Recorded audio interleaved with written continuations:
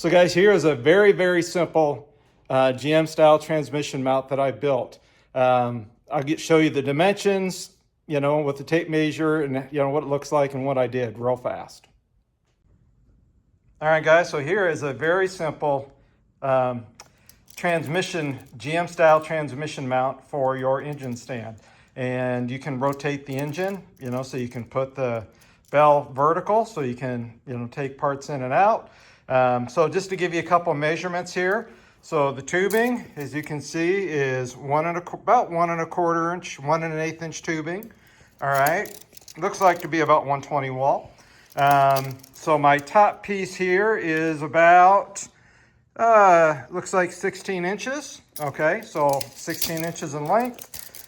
And this piece here is, what, about 6.5 inches.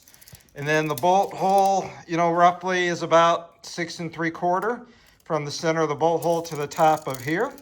And then the width is 10 inches, okay, inside to inside. And you can see I welded nuts on the inside here and nut inside here. And then, just threaded some 1/2 inch bolts in. And the same up here, this is just a 1/2 inch nut. And then I've got a 1/2 inch bolt there as well. I tried to put a little rubber piece on here to try to protect the case a little bit, but I don't think that's gonna work. And then I took some, I think this is 3/16 plate, welded this to some 3/16 plate, and then just simply, bolted it on.